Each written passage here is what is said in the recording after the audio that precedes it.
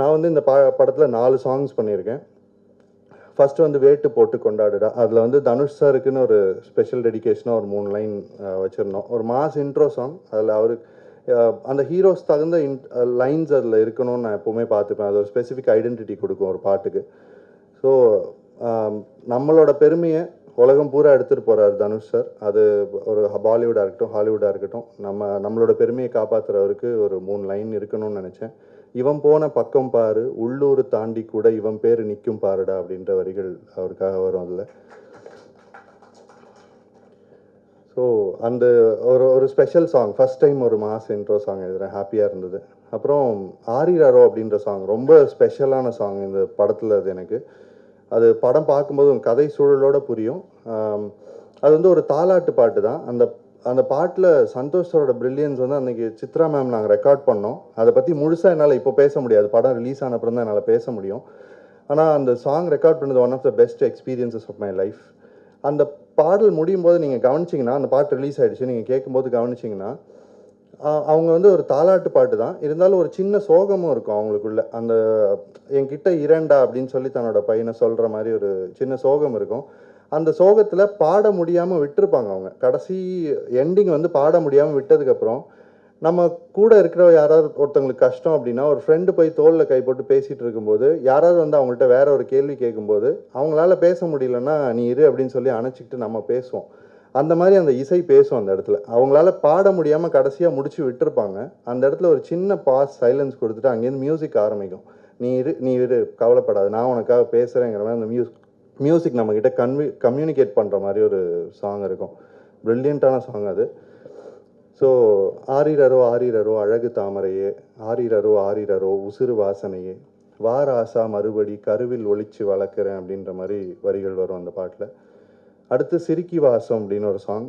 அது வந்து ஆனந்த் அரவிந்தாக்ஷன் பாடியிருக்காரு, ஸ்வேதா மோகன் அவர்கள் பாடியிருக்காங்க. ப்ரில்லியண்ட்டான சாங். அகைன் நல்லா போயிட்டுருக்கு இப்போது அந்த இதுவும். அவர் ஒரு செம்ம டேலண்ட்.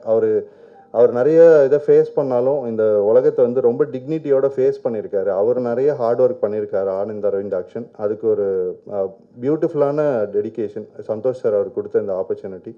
ஸோ அவருக்கும் என்னோடய வாழ்த்துக்கள். அதில் வந்து அதுதான் இந்த அரசியல் சம்பந்தமான படம்ங்கிறது வந்து அது சில வரிகள் அதில் வச்சுருந்தோம். கிறங்கி போகிறேன் என் கன்னத்தில் சின்னம் வச்சான், தழும்ப போட்டு அது ஆறாமல் மின்ன வச்சான். அதெல்லாம் அந்த வீடியோ அந்த கதை பார்க்கும்போது அந்த வரிகள் புரியும்னு நினைக்கிறேன் இன்னும் பெட்டராக. எதிரும் புதிரும் எடறி விழுந்து கலந்து போச்சு, உதரும் விதையில் கதிர் கிளம்பி வளர்ந்து போச்சு, கிளி நேத்து எதிர்கட்சி அது இப்போ இவன் பட்சி, இடைத்தேர்தல் வந்தாலே இவன் தானே கொடி நாட்டுவான்னு இருக்கும். அது காதலையும் அரசியலையும் கலந்த மாதிரி வரிகள் வரும். ஸோ அது ஒரு சாங். எனக்கு ரொம்ப ஃபேவரட்டான சாங் இந்த படத்தில் வந்து சுழலி அப்படின்ற பாட்டு. சுழலி அப்படின்னா ஏமாற்றுக்காரி, ஆனால் அது ஒரு செல்லமான வகையில் சொல்கிற மாதிரியான ஒரு பாட்டு சுழலி அப்படின்றது. ஸோ அதோட சரணம் ரொம்ப பிடிக்கும் எனக்கு. அந்த சரணம் கம்போசிஷனே ரொம்ப டிஃப்ரெண்ட்டாக இருக்கும். ஸோ ஒரு ட்ரீமியான சீக்வன்ஸ் க்ரியேட் பண்ணலாம் லிரிக்ஸில் அப்படிங்கிறது தான் ஐடியா அதில். ஆலங்காட்டுக்கரை ஆத்தில் நீந்தும் பெற, ஒடையிற அள்ளி ஒலருது நித்தம், காதல வண்டு காதுல கத்தும், பொழங்குற வண்டு முழுங்குது முத்தம், பூவுல தத்தி தாவுற சத்தம், பொழியுது தேனு புதையிற நானு அடமழை கொட்டுச்சா, கனவுல மாட்டி குழம்புன மீன் முழிச்சதும் தப்பிச்சா, பொட்டைக்கோழி அழகுல எண்ணெய் கொத்தி அலையிறன்னு வரும். இந்த பொட்டைக்கோழி அழகுலங்கிறது வந்து பாட்டு ஃபுல்லாக வந்துட்டே இருக்கும். அந்த ட்ரீம் முடிஞ்சோடனே அதை கனெக்ட் பண்ணுற மாதிரி ஒரு சரணம் தேவைப்பட்டது. ஸோ அந்த இடத்துல அந்த ஒரு நான் வந்து வண்டுக்கும் பூவுக்குமான காதலை சொல்லிட்டே இருக்கும்போது, பொழியுது தேனு புதையிற நானு அடமழை கொட்டுச்சா அப்படிங்கும்போது, அந்த மழையில் நான் வண்டாக மாட்டி தத்தளிக்கிறேனேங்கும்போது அந்த கனவுலேருந்து அது முழிச்சிக்குது.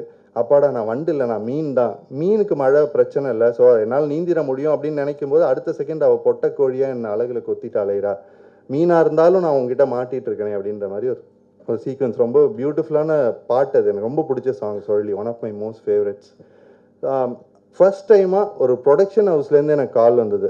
மதன் சார் வந்து கால் பண்ணி விஷ் பண்ணியிருந்தாங்க, ரொம்ப நல்லா லிரிக்ஸ் எழுதியிருக்கீங்க அப்படின்னு.